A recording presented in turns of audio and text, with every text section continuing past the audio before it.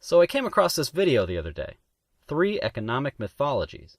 Like most of Robert Reich's videos, it was full to the brim with one economic fallacy after another. So I thought I'd make a video pointing out some of the ridiculous things he says and why he's wrong. Enjoy. Most Americans haven't had a raise in years. Yet corporate profits are at record highs and CEO pay is in the stratosphere. So why don't we do something about it? So right off the bat, Reich is identifying the wrong problem and suggesting that we could do something about it if only we would just listen to his astute advice and lobby the government to solve the issue by giving politicians more power to take money from groups who earned it and give it to other groups who did not.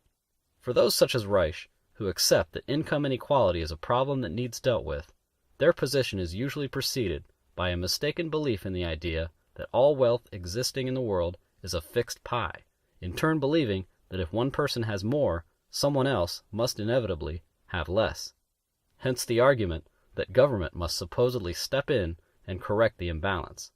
I don't know for sure if Reich truly believes the fixed pie fallacy or not, but I can almost guarantee that he has no problem if other people do, because a belief in such an idea tends to bolster his narrative.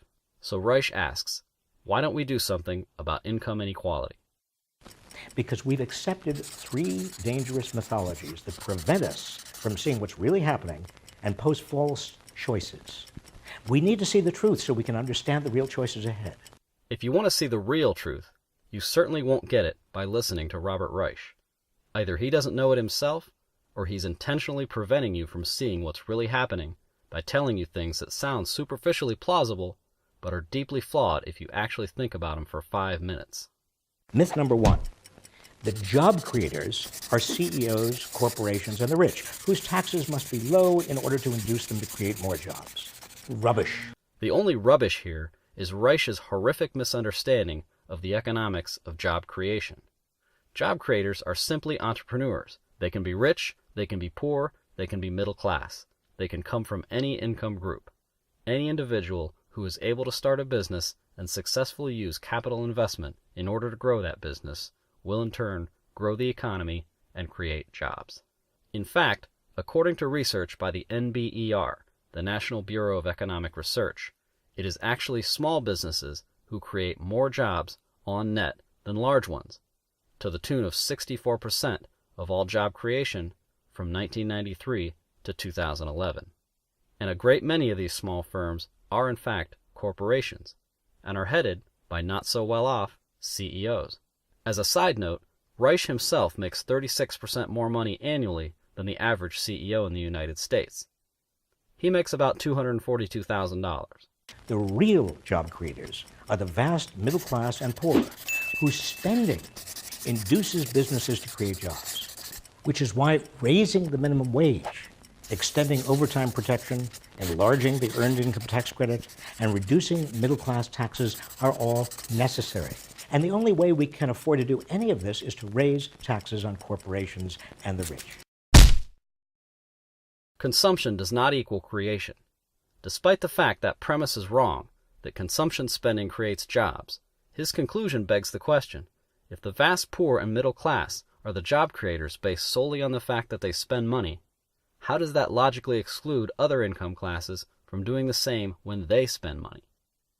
The truth is, the wealthy and those with disposable income spend money just like everyone else, but they do something additionally that lower income earners do significantly less of. They invest. Capital investment is the lifeblood of the market economy. Without it, economic growth grinds to a halt. When an entrepreneur finds a cheaper, more efficient way to produce a good or service due to wise capital investment, the price of that good or service falls as its availability or accessibility increases, and that lower price is enjoyed by income classes across the board as they see their purchasing power increased as a result. Money they used to spend on the formerly high price of those goods and services can now be directed towards other ends. But Reich's ideology refuses to acknowledge this. Yes, consumption spending does have the ability to sustain jobs, that is, jobs that already exist, but it simply cannot create them. You can't put the cart before the horse and expect to get anywhere. Without jobs in the first place, the consumer has no money to consume with. The wealth has to somehow be created before it can be spent. John D. Rockefeller found better and more efficient ways to refine oil, and its price plummeted. Anything that used oil as part of its production process, in turn, also got cheaper. Andrew Carnegie found better and more efficient ways to mine steel, and the price of steel plummeted. Anything that was constructed of steel or used steel in its production process, in turn, became cheaper.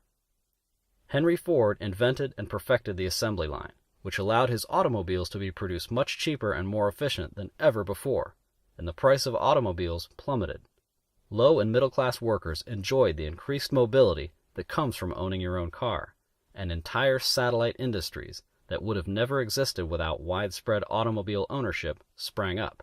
Service stations, hotel chains, taxi services, parts suppliers, the list goes on and on. In all these instances, real wealth and good jobs were created through capital investment, which, by the way, doesn't exclude capital investment in labor. But entrepreneurs don't necessarily have to repeat the success on a scale of a Rockefeller, a Carnegie, or a Ford in order to have a positive impact on the economy. Thousands of small businesses follow the same process in order to create wealth both for themselves and for their employees and customers. In light of all this, you should be able to see that wealth is not a fixed pie that must be divvied up evenly to ward off inequality. Anyone anywhere has the capability to bake their own pie, so to speak, as long as the government doesn't get in their way. Sorry, Reich, wealth and good jobs are simply not created by using ham-handed government policies to forcibly transfer money from one person's pocket to another's. The fact that Reich believes this to be the solution underscores a complete and utter lack of understanding as to how wealth is created and a complete disregard for disincentives that stymie economic activity. The policies Reich favors, which are allegedly designed to fight corporate greed at the top of the economic food chain, in reality do much more damage to smaller businesses who are unable to absorb the costs generated by such policies. And as we've seen, the majority of job creators are these smaller businesses and startups. Myth number 2. The critical choice is between the free market or government. Baloney. The free market doesn't exist in nature. It's created by government, by legislators, administrative agencies, and courts, and it's enforced by government. All the ongoing decisions about how the market is organized, what gets patented and patent protection for how long, the human genome, who can declare bankruptcy, corporations, homeowners, student debtors, what contracts are fraudulent, insider trading, or coercive, predatory loans, mandatory arbitration, and how much market power is excessive. Comcast and Time Warner, for example, all of these decisions depend on government. Reich's argument here is simply absurd. The free market does exist in nature and is not created by government. Any remaining elements of the free market exist in spite of government, not because of it. According to additional research from the NBER, reduced government intervention is shown to spur market growth. The only markets government inevitably creates are black markets. The free market simply consists of the rights and freedoms of people to voluntarily interact with one another.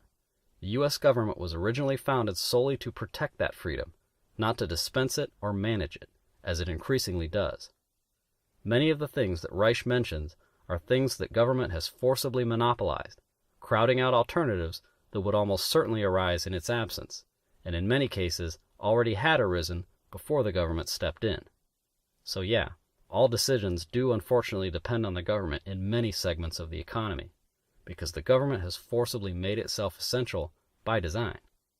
Myth number 3. We should worry most about the size of government. Wrong. We should worry about who government is for.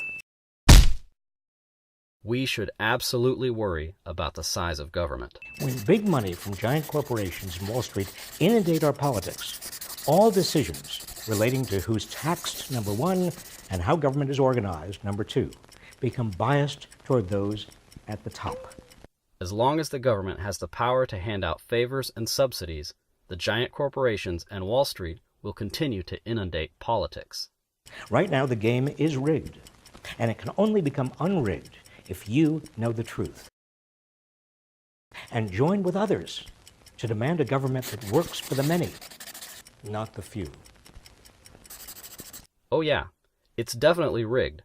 But do you really think the answer is to elect the right politicians in Washington?